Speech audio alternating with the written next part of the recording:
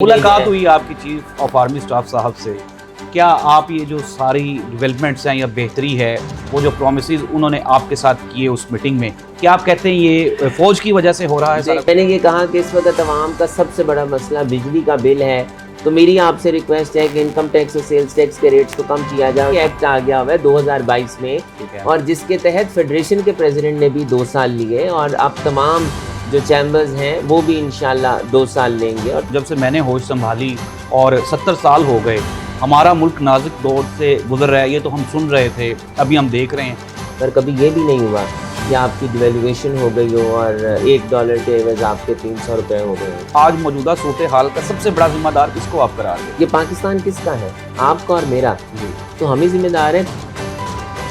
औज़ुबिल्लाहिमिनश्शैतानिर्रजीम, बिस्मिल्लाहिर्रहमानिर्रहीम, अल्लाहुम्मा सल्लि अला मुहम्मदिन व आलि मुहम्मद, करोड़ों दरूद व सलाम हज़रत मोहम्मद मुस्तफ़ा सल्लल्लाहु अलैहि वसल्लम पर, आप सल्लल्लाहु अलैहि वसल्लम की आल पे। नाज़रीन, आप देख रहे हैं पूरा सच विद ज़ाहिद अब्बास नकवी। नाज़रीन, पाकिस्तान की इकॉनमी और ख़ुसूसन इकॉनमी में अगर हम बात करें डॉलर्स की, तो इतनी तेज़ी से कोई चीज़ भी आसमान पे नहीं जाती जितनी पाकिस्तान में डॉलर जाता है, और फिर एकदम से वापस नीचे ज़मीन पे भी आ जाती है। तो इकॉनमी की मौजूदा सिचुएशन, फिर उसके बाद हमने देखा कि ताजर बरादरी के साथ चीफ़ ऑफ आर्मी स्टाफ साहब की मुलाकात हुई। उसमें मुख्तलिफ राय है मुख्तलिफ लोगों की। कुछ लोग ये कहते हैं कि इकॉनमी को बेहतर करने में चीफ़ ऑफ आर्मी स्टाफ के ये जो इक़दामात हैं ये काबिल तारीफ़ हैं, लेकिन एक और हल्का भी है जो ये कहता है कि ये उनकी रिस्पॉन्सिबिलिटी नहीं है, उनको अपने जो ज़िम्मेदारियाँ हैं उनसे सबकदोश होना चाहिए। तो इन तमाम इश्यूज़ पे आज हम बात करने के लिए आए हैं Lahore chamber of commerce and industries में, और यहाँ इनके सदर हैं काशिफ अनवर साहब, वो हमारे साथ मौजूद हैं। काशिफ साहब, welcome to the show sir. शुक्रिया सर, कैसे हैं आप? खैरियत से हैं? आपकी सियासत और आपकी जो कारोबारी मामलात हैं वो ठीक जा रहे हैं सर? अल्हम्दुलिल्लाह। पाकिस्तान में इकॉनमी और ख़ुसूसन आपने देखा होगा कि PTI के दौर में हमारी जो एक्सपोर्ट्स थी वो रिकॉर्ड सतह पे थी, फिर जैसे ही हुकूमत बदली ज़मीन पे आ गई। क्या इशूज़ हैं सर?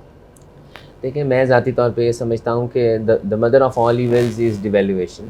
ठीक है। और हमें चूँकि हम एक्सपोर्ट बेस्ड कंट्री नहीं हैं, हम इंपोर्ट बेस्ड कंट्री हैं। हमारे रॉ मटेरियल्स यहाँ पर नहीं बनते, हत्ता कि हमारे पास एनर्जी के लिए भी हम जो एनर्जी बनाते हैं वो भी हमने IPPs और हमने फ्यूल को इंपोर्ट करना है, और फिर हमने करना है। हम सोलर की तरफ नहीं गए, हम हाइडल की तरफ नहीं गए, हम फ्यूल की तरफ हैं, और हम वो करेंगे तो फिर हमारा मामला चलेगा। अब जिस तरह डिवेल्युएशन होती गई उस तरह आपकी कॉस्ट ऑफ डूइंग बिज़नेस बढ़ती गई, आपका इनपुट कॉस्ट बढ़ता गया, महंगाई होती गई, इन्फ्लेशन आपकी 35-40% इन्फ्लेशन हो गई। आपका जिस तरह अल्टीमेटली महंगाई बढ़ेगी आपका इंटरेस्ट रेट भी बढ़ेगा। आप बैंकों से जब एक कारोबार और सनतकार को आप कर्जा नहीं ले सकते तो फिर आप अपनी इंडस्ट्री को कैसे चलाएंगे? वो भी मसाइल पैदा शुरू होने हो गए, बेरोज़गारी, ले ऑफ शुरू हो गए। अब चूँकि गवर्नमेंट को अपने ट्रेड डेफिसिट को कंट्रोल करना था तो उसके लिए उन्होंने इंपोर्ट पे बैन लगा दिया। अब ये कर दिया कि 100% कैश मार्जिन होगा। अब भी अगर ख़त्म हो गया है 100% कैश मार्जिन, तो LCs नहीं खुल रही कि हमारे पास रिजर्व्स में पैसे नहीं हैं। बहुत से आपके कंटेनर्स आज भी हमारे इंडस्ट्रियलिस्ट्स के, हमारे इंपोर्टर्स के पोर्ट पे पड़े हैं, और मैं बहुत से ऐसी अपनी बिज़नेस कम्युनिटी को जानता हूँ जिन्होंने अपनी कंसाइनमेंट्स को छोड़ दिया है, क्योंकि duty, demurrage, detention, port charges की जो वजह से actual value of the consignment से वो बढ़ गए हैं। तो देखें, अगर हम ऐसे ही हालात रहे, और हमें इस बात को भी नहीं भूलना चाहिए कि हम टेलीविजन्स पे बैठ के पाकिस्तान के डिफ़ॉल्ट होने की बात करते थे कि डिफ़ॉल्ट होने जा रहा है, डिफ़ॉल्ट होने जा रहा है। एक तो इस बात को अप्रिशिएट किया जाना चाहिए कि हम डिफ़ॉल्ट से बचें, मुश्किल वक्त था, लेकिन उसके लिए हमें policies consistent and continue policies चाहिए कि हमने कैसे लेके चलना है। तो मैं समझता हूँ कि अगर हमने अपनी प्रायोरिटी लिस्ट को सॉर्ट आउट कर लिया और हमने ये फ़ैसला कर लिया कि हमने प्रायोरिटी वाइज चलना है, कोई भी प्रेशर नहीं लेना, तो इंशाल्लाह हम मुल्क को जो मुश्किल वक्त आए। और एक और बात इसी ज़िम्मे में ऐड करना चाहूँगा, मुश्किल वक्त आते हैं, कौमों पे ही आते हैं, कौमें ही मुश्किल वक्तों से निकलती हैं। तो अगर हमारे ऊपर ये वक्त आया है, तो अगर हम अपनी सिमत को दुरुस्त कर लेंगे। सर साहब, ये आया तो नहीं है, हम तो जब से मैंने होश संभाली और 70 साल हो गए, ہمارا ملک نازک دور سے گزر رہا ہے، یہ تو ہم سن رہے تھے، ابھی ہم دیکھ رہے ہیں، یہ نازک دور تو کبھی ختم ہی نہیں ہوا، یہ مشکل وقت کبھی ختم ہی نہیں ہوا. ہم نے نہیں دیکھا کہ کبھی ایسے بھی حالات ہوں کہ ملک میں قوم بڑی خوش ہو، خوشحال ہو، چیزیں اچھی ہوں، تاجر برادری خوش ہو. کبھی بھی نہیں ایسے ہوا.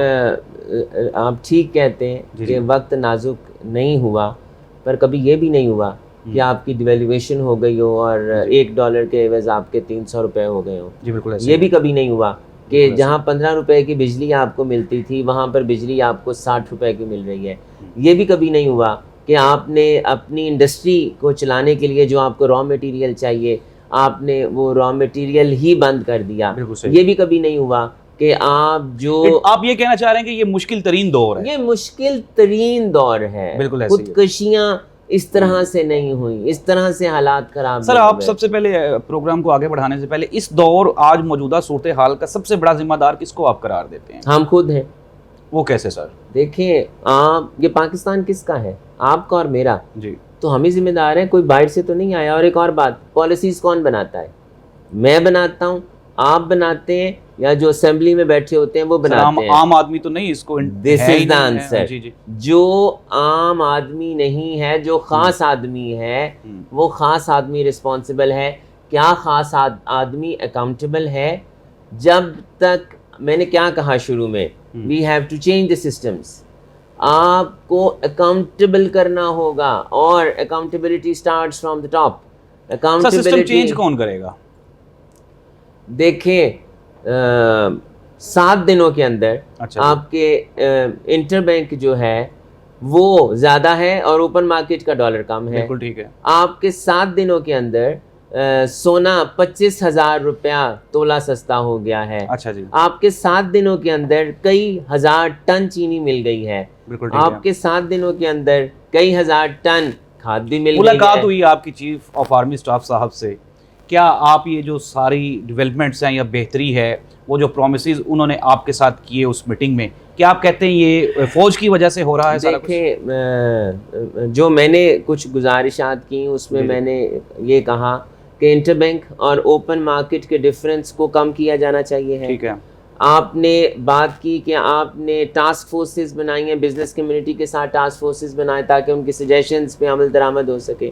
میں نے بات کی کہ جو گرے اکانومی ہے جو 3 ٹائمز زیادہ ہے ڈاکومنٹڈ اکانومی سے، اسے اندر لے کر آئیں تاکہ وہ کنٹریبیوٹ کرے. میں نے یہ کہا کہ اس وقت عوام کا سب سے بڑا مسئلہ بجلی کا بل ہے، تو میری آپ سے ریکویسٹ ہے کہ انکم ٹیکس اور سیلز ٹیکس کے ریٹس کو کم کیا جائے اور جو ٹیکسز ہیں انہیں آگے لے جائیں سردیوں میں تاکہ امیجیٹ ریلیف دے دیں. اور میں نے ان سے یہ بھی کہا کہ سر ہمیں الیکشنز نہیں چاہیے تب تک جب تک تمام پولیٹیکل پارٹیز کو آپ ایک پیج کے اوپر نہیں بٹھاتے، ان سے چارٹر آف اکانومی سائن نہیں کرتے اور وہ اپنے 15 سے 20 سال کا اکنامک پلان نہیں دیتے. آپ کو نہیں لگتا کہ یہ آپ نے اپنے چیمبر آف کامرس میں اپنی 2 سالہ دور اقتدار کو طول دینے کے لیے آپ نے وہاں پہ چیف آف آرمی اسٹاف صاحب کو مشورہ دے دیا؟ آپ تو الیکشن کروانا نہیں چاہ رہے یہاں پہ، اور اس مرتبہ ہم نے سنا کہ ہو بھی نہیں رہے، یہ 2 سال کے لیے چلا گیا، تو آپ چاہتے ہیں ملک میں بھی الیکشنز نہ ہوں؟ اللہ تعالیٰ کا بڑا کرم ہے کہ چیف صاحب سے ملاقات کے بعد میرے 2 سال نہیں بڑھے، میرے 2 سال پہلے ہی بڑھ گئے تھے. یہ ایکٹ آ گیا ہوا ہے 2022 میں، اور جس کے تحت فیڈریشن کے پریزیڈنٹ نے بھی 2 سال لیے، اور اب تمام جو چیمبرز ہیں وہ بھی انشاءاللہ 2 سال لیں گے، اور تمام آفس بیئررز جو ہیں وہ 2 سال کے لیے ہیں. لیکن یہ الزام میرے پہ ضرور لگ رہا ہے کہ آپ نے لاہور چیمبر میں تو الیکشن نہیں ہوئے، تو پاکستان کے الیکشن بھی آپ ہی کی وجہ سے نہیں ہو رہے. آپ رکوانے کی کوشش کر رہے ہیں. جی تو وہ میں اپنے ملک کی بقا، اپنے ملک کی ترقی، اپنے ملک کے لیے یہ الزام لینے کو تیار ہوں کہ الیکشن نہ کروائے جائیں پاکستان میں. لیکن کاشف صاحب، کسی بھی ملک کی ترقی کے لیے اگر ہم اپنے ہمسایہ ملک بھارت کی بات کریں، G20 کانفرنس ہو رہی ہے وہاں پہ، پوری دنیا کی وہاں پہ انویسٹمنٹ آ رہی ہے، پاکستان کی جو ڈیموکریٹک سچویشن ہے وہاں پہ آپ دیکھیں جمہوریت کو وہ موقع دیتے ہیں، کام کرتی ہے، وہاں پہ تو کوئی فوجی حکومت نہیں ہے، اس طرح کا کوئی پریشر نہیں ہے، وہ ترقی کر رہے ہیں. لیکن آپ کیا سمجھتے ہیں ہمارے ملک میں ڈیموکریسی ڈیلیور نہیں کر پائی؟ کیا ہم اس بات پہ خوش ہیں کہ ہماری ڈیموکریسی آ جائے at the cost of the economy, اور دوبارہ جو ہمارا ڈالر کو پڑ لگ جائیں، 400 پہ چلا جائے، بجلی کے ریٹ دوبارہ 70-80 روپے پہ چلے جائیں، آپ کی چینی یہاں پر نہ ملے، غریب عوام زندہ نہ رہ سکے، سہولت کوئی نہ رہے، فیکٹریاں بند ہو جائیں، دکانیں بند ہو جائیں، میں تو نہیں چاہتا. لیکن گاجی صاحب آپ یہ بھی تو دیکھیں نا, آیا کہ ابھی تو یہ ساری چیزیں اپر لیول پہ ہیں, آپ کہہ رہے ہیں ہم نے بھی دیکھا ڈالر کنٹرول ہو گیا, اکانومی بہتر ہو رہی ہے, عام آدمی تک اس کی ڈیلیوری تو کچھ بھی نہیں ہے نا, عام آدمی تو آج بھی سفر کر رہے ہیں. میں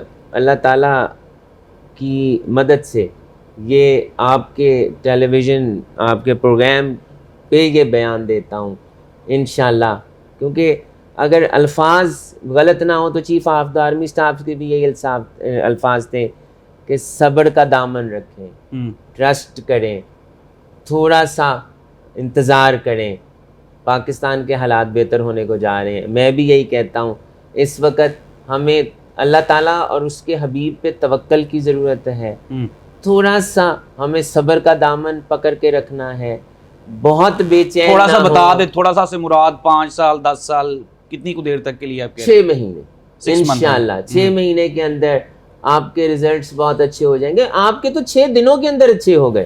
صحیح ہے. 6 دنوں کے اندر جو ڈالر کو پڑ لگ گئے تھے, ڈالر آپ کا نیچے آ گیا ہے, چینی آپ کی سستی ہو گئی ہے, آپ کی شوگر انڈسٹری سستی چینی دینے پہ تیار ہو گئی ہے, آپ کے بارڈر سیز ہو گئے ہیں, آپ کے بجلی کے بل جو چوری ہو رہی تھی اور جو خاص لوگ چوری کر رہے تھے.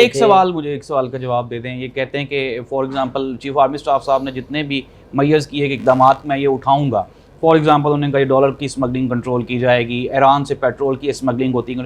آپ یہ نہیں سمجھتے کہ تاجر برادری کے ساتھ ساتھ اوپر سے طاقتور جو لوگ ہوتے ہیں, خصوصاً ایک سخت سوال ہے لیکن ہماری آرمی کے لوگ بھی اس میں شامل ہوتے ہیں, تو کس طرح سے کنٹرول کریں گے وہ ان کو؟ آج تک جرنیل کا تو احتساب ہوا نہیں سر. دیکھیں میں نے آپ سے کیا کہا, accountability starts from the top, it doesn't starts from the bottom.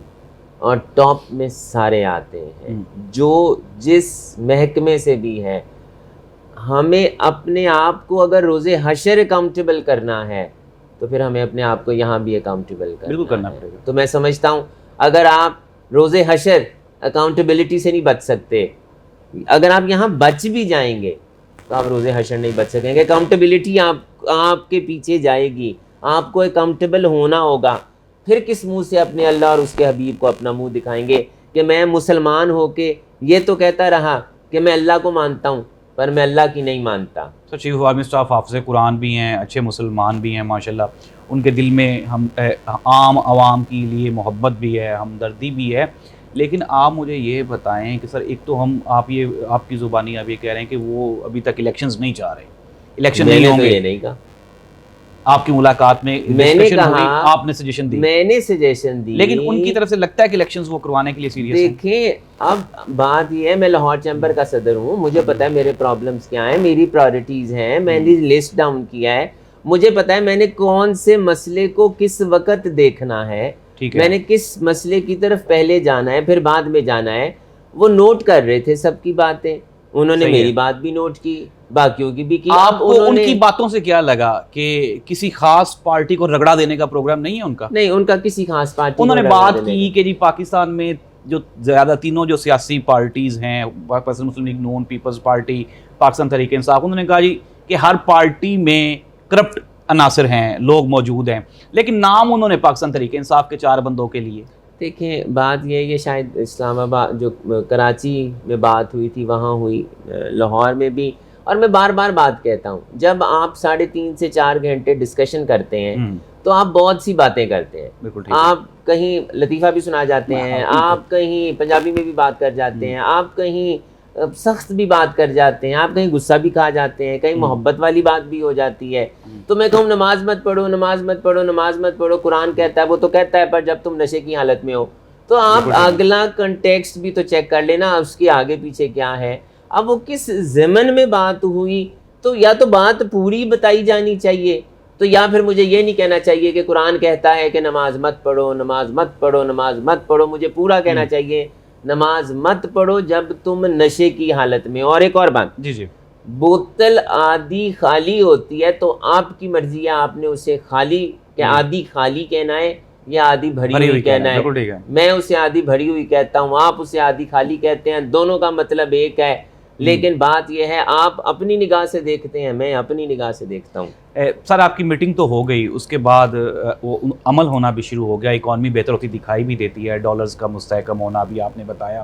کہ ہماری شوگر کی فراوانی اور ساری چیزیں مستحکم ہو گئی ہیں، لیکن اس کے بعد اب ہوتا یہی ہے نا کہ بیک اپ لیا جاتا ہے. کیا چیف آف آرمی اسٹاف صاحب نے کوئی ایسا کوئی میکانزم بنایا ہے جس میں وہ تاجر برادری کو اعتماد میں لیں گے یا آپ سے دوبارہ رابطہ کیا جائے گا؟ دیکھیں، میں اس کے جواب میں یہ کہوں گا کہ اللہ تعالیٰ ہمارے chief of the army staff کو ہمت دے، طاقت دے، استقامت دے اور زندگی دے کہ وہ جو انہوں نے بیڑا پاکستان کی معیشت کو بچانے کا اٹھایا ہے، اللہ تعالیٰ اور اس کا حبیب انہیں کامیاب کرے. کیونکہ میں یہ سمجھتا ہوں اس 3.5 سے 4 گھنٹے کی ڈسکشن میں کہ انہیں پتہ ہے کہ جنگ بارڈر پہ نہیں لڑنی، جنگ اکنامک فرنٹ پہ لڑنی. بالکل ایسے ہی ہے. اگر اکنامک فرنٹ مضبوط ہوگا تو ہمارے بارڈرز بھی آٹومیٹیکلی مضبوط ہو جائیں گے، اور اگر ہم اکنامک فرنٹ پہ ہی ویک رہے تو پھر ہم شاید اپنے ملک کو نہیں بچا پائیں گے. تو اٹ از ویری امپورٹنٹ کہ اس وقت ہم میرا بلکہ آپ کے چینل کے توسط سے سب کو پیغام ہے بالکل صحیح کہ پازیٹیو رہیں، پیچھے چھوڑ دیں جو ہوا. صحیح ہے. ملک کرائسس میں ہے، اب نارمل حالات ہیں، ملک بچانا ہے، ہمارے پاس آپشن اور کوئی نہیں ہے. تو اگر ہم اپنے ملک کے خلاف بولیں گے تو اس سے ہمارا نقصان ہوگا، کسی کا بھی نقصان نہیں ہوگا. تو ہمیں اللہ تعالیٰ پہ ٹرسٹ کرنا چاہیے، جیسا کہ chief of the army staff نے کہا ہے کہ صبر کا دامن مضبوطی سے پکڑ کے رکھیں، اور اللہ بھی یہی کہتا ہے کہ میں جو صبر کا دامن پکڑتا ہے میں اس کی مدد کرتا ہوں. آخر میں تھوڑا سا ہماری عوام کے لیے بھی کوئی صبر کا میسیج جس سے وہ واقعی صبر کرنے کے قابل ہو جائیں.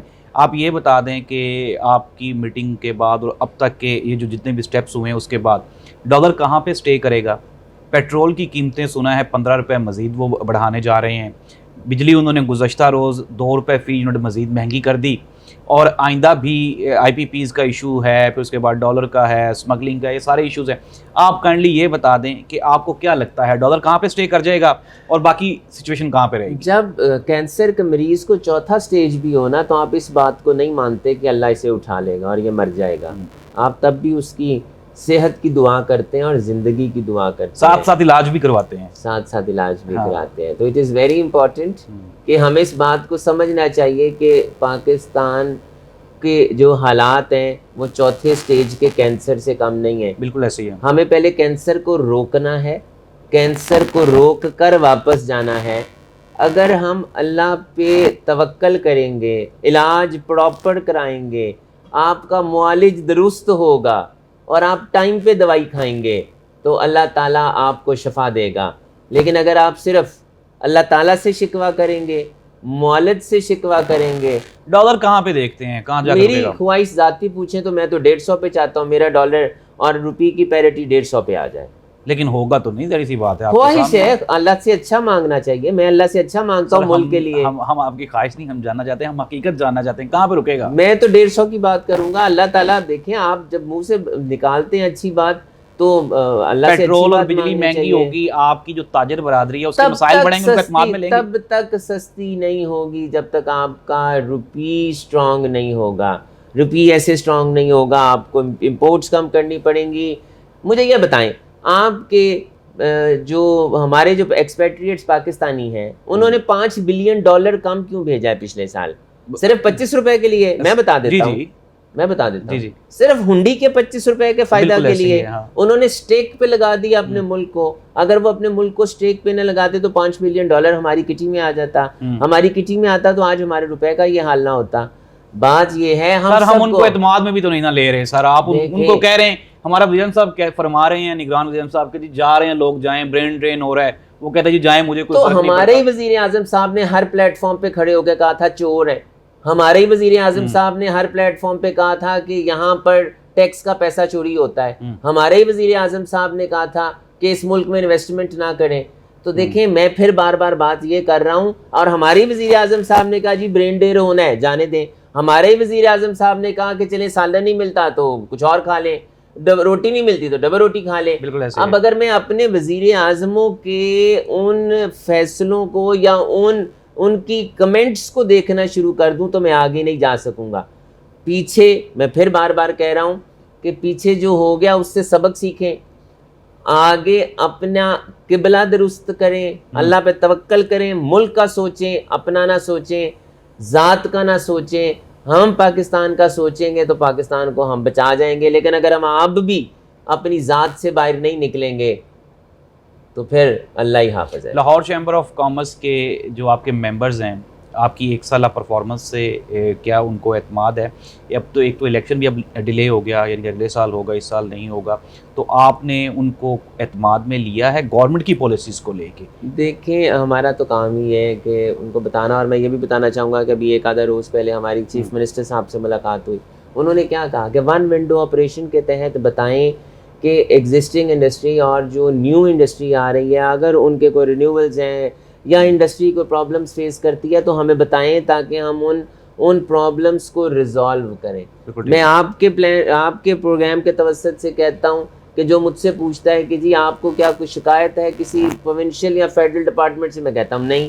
وہ کہتے ہیں دنیا کو شکایت ہے, آپ کو شکایت کیوں نہیں ہے؟ تو میں کہتا ہوں جون سا ممبر میرے پاس شکایت لے کر آتا ہے اور جب میں اس کا لیٹر لکھ دیتا ہوں اور اس کا ایشو ریزالو ہو جاتا ہے تو میں شکایت کیسے کروں؟ بالکل صحیح. اب اگر آپ ٹیکس نہیں دیں گے اور آپ کو FBR نوٹس بھیجے گی اور اس کے بعد آپ شکایت کریں گے آ کر, تو میں آپ کا تو کچھ نہیں کر سکتا. آپ کو ڈاکومنٹ کرنا ہے. تو جو میں بار بار کہہ رہا ہوں کہ we have to correct ourselves, ہمیں اپنا قبلہ درست کرنا ہے.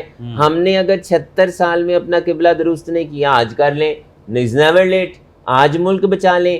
آپ نے واٹر ریزروائرز آج تک نہیں بنائے, آپ کام شروع کر دیں. آپ نے ڈیمز 75 کے بعد نہیں بنایا, آج شروع کر دیں. آپ سولر کی طرف نہیں جا رہے, آج چلے جائیں. آپ ہائیڈل کی طرف, اس کی طرف, ہائیڈل کی طرف تو پانی میں ہی آ گیا, آپ ایئر کی طرف, ونڈ کی طرف نہیں جا رہے, آج چلے جائیں. تو یہ تو we have to correct ourselves نا, ہمیں پرائورٹیز کو دیکھنا ہے. اور میں نے جیسا کہ یہ کہا کہ the major problem is devolution, اور وہ 2 4 6 باتوں کے ساتھ ہے.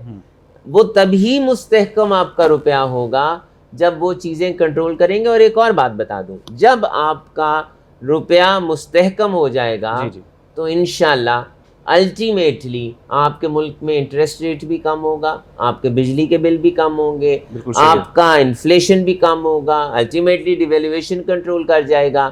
لیکن اگر آپ یہ کہیں کہ آج 300 کے ریٹ کے اوپر آپ کو سہولت دے دی جائے, سوری, کوئی سہولت نہیں ملے گی. نگران حکومتوں کے رویے سے خصوصاً پنجاب اور مرکز میں آپ مطمئن ہیں, خوش ہیں؟ جی الحمدللہ میں تو مطمئن ہوں. میں اپنی ذات کی حد تک, کیونکہ مجھے بزنس کمیونٹی کے جو مسائل آتے ہیں میں ان تک اٹھاتا ہوں, پہنچاتا ہوں. منسٹرز آ رہے ہیں, رابطے کر رہے ہیں, ہم انہیں لیٹرز لکھ رہے ہیں, ہمارے ایشوز ریزالو ہو گئے ہیں.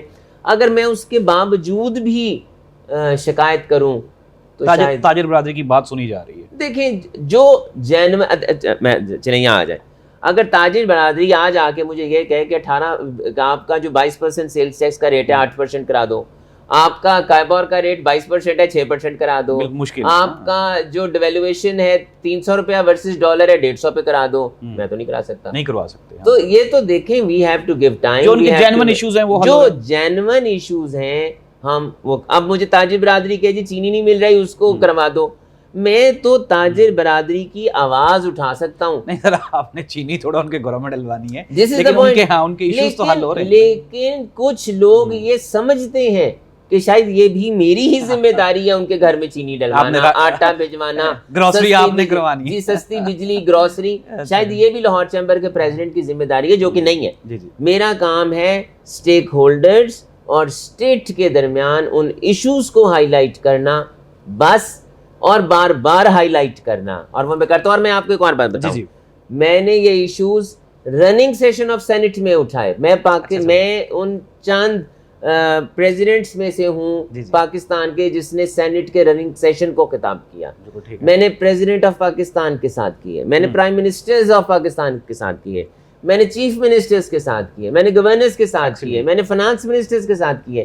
اب دیکھیں میرا کام ہے آواز کو اٹھانا.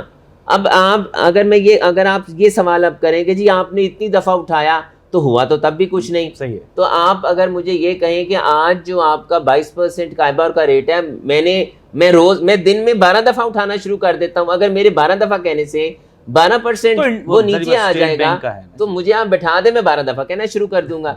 یہ تو ملک کے حالات ہیں نا, یہ تو مائکرو اینڈ میکرو پالیسیز ہیں. تو جب تک وہ کریکٹ نہیں ہوئیں گی تب تک آپ کا پہیہ ٹھیک نہیں سر ہوگا۔ بہت شکریہ، جزاک اللہ۔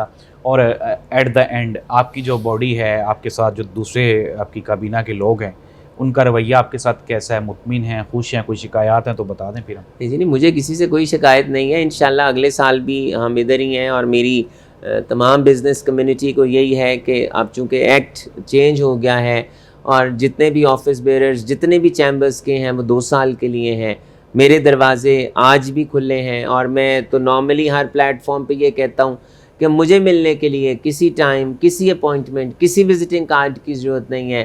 یہی آفر انشاءاللہ بشرط صحت و زندگی اگلے سال 30 سپتمبر 2024 تک اللہ اور اس کے حبیب کی کرم نوازی سے میں آپ کو دیتا ہوں کہ اگلے 13 مہینے بھی میں آپ کی یہاں پر بیٹھا ہوں، آپ کی مدد کے لیے، آپ کے کام کرنے کے لیے، کیونکہ میرا کام آپ کو فیسیلیٹیٹ کرنا ہے۔ کسی کو بزنس سے ریلیٹڈ کوئی ایشو ہے، میرے دروازے آپ کے لیے کھلے ہیں۔ ایکسلنٹ جی، بہت شکریہ کاشف انور صاحب، آپ نے ٹائم دیا۔ مشکل اور سخت سوالات کے ساتھ کاشف صاحب جو ہیں، ہم نے ان کو آفس میں بھی دیکھا، ایک لمبی لائن تھی لوگوں کی، اور بڑی خندہ پیشانی سے لوگوں کے ایشو سن رہے تھے اور ان کو ریزولو کر رہے تھے۔ اگر اسی طرح سے ہر جگہ پہ ٹیلنٹڈ اور ڈیزرونگ لوگ بیٹھ جائیں گے تو آئی تھنک سو دیٹ کہ جس طرح سے Lahore chamber of commerce and industries نے ایک بہتر رول پلے کیا ہے تاجر برادری کے مسائل کی حل کرنے کے لیے، اس طرح سے ہمارے ملک کے بھی مسائل حل ہوں گے۔ اللہ اس ملک کا حامی و ناصر ہو۔ ایٹ دا اینڈ وہی بات ہے کہ ان کی باتوں سے ہمیں تو یہ لگا کہ پیوستہ رہ شجر سے امیدیں بہار رکھ۔ اپنے میزبان زاہد عباس نقوی کو اجازت دیں، اللہ حافظ۔